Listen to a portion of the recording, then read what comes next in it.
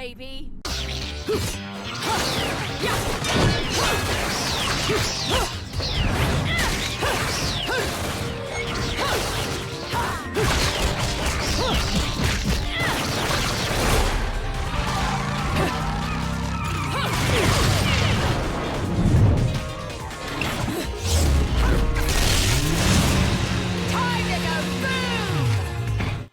So Bayonetta 3 finally got announced, and it looks amazing.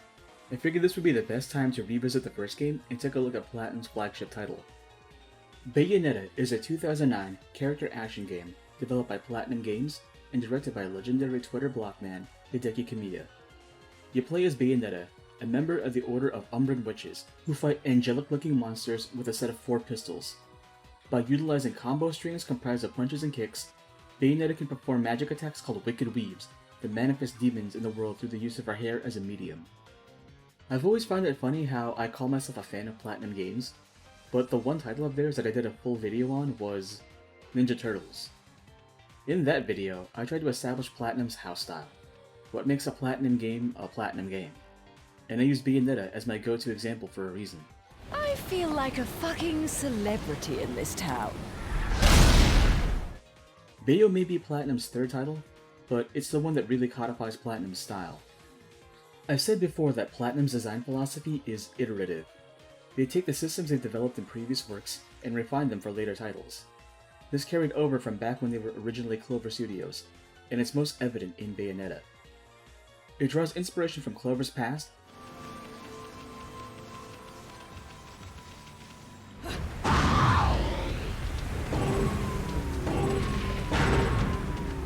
while at the same time sets the groundwork for future Platinum titles. Everything you see in Bayonetta has been reused in other Platinum works at various points. I could spend hours showing comparative footage of Bayonetta with gameplay ranging from Metal Gear Rising to Wonderful 101, but you get the idea.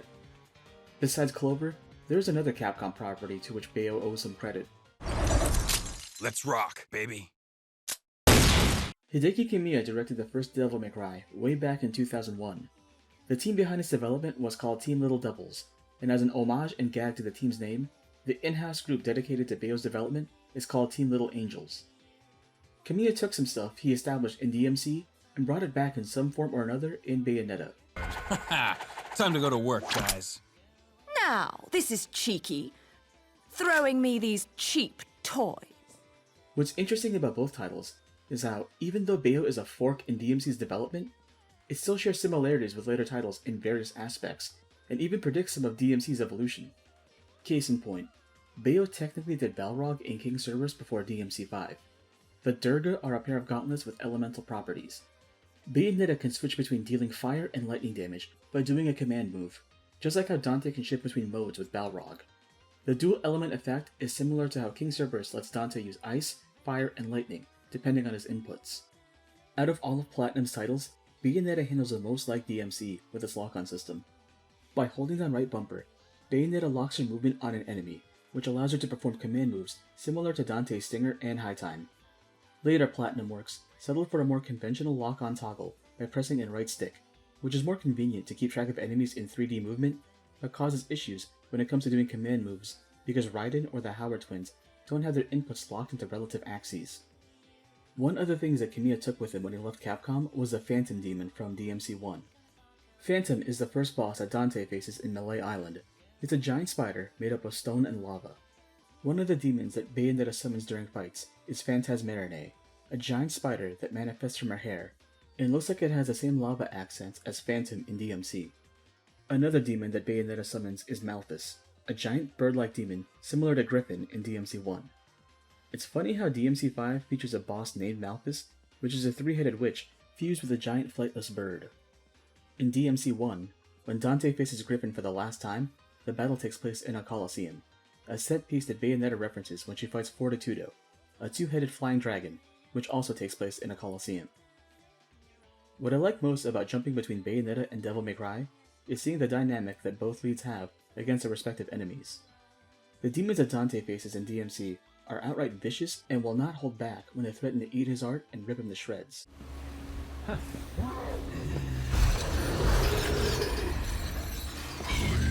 at once. Only kings of the underworld may enter these gates. You shall not Oh, oh, easy there, fella. Hey, I remember a stinky little pooch just like you. You insult me, foul-scented creature!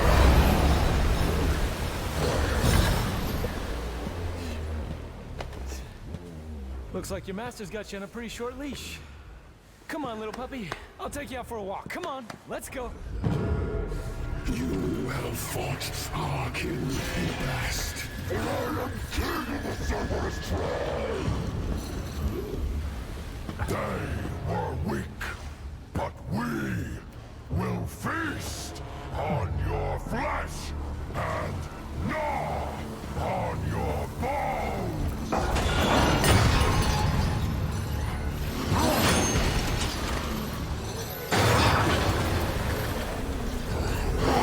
So, you're the strongest in the litter. Looks like we're gonna need a bigger leash. Come.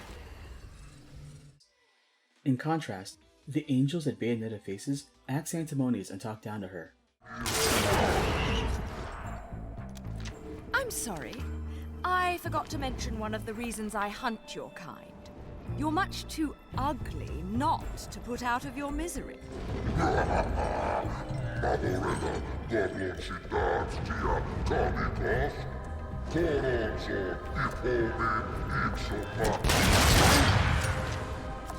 Flock off, Featherface.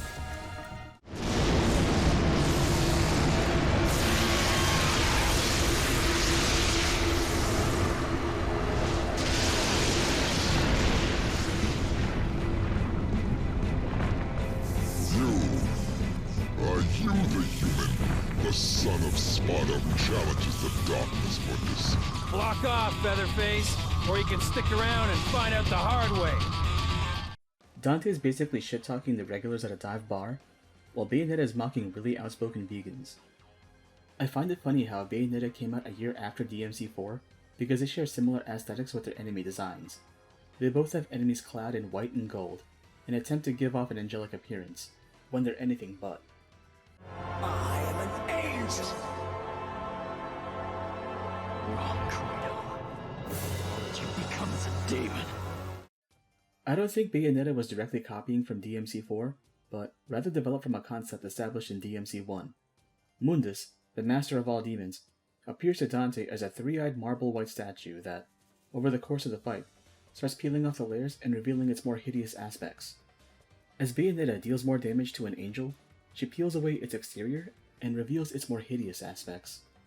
The angels in Bayonetta try to disguise their true forms by wearing masks that resemble marble statues, but they're always off in some way or another.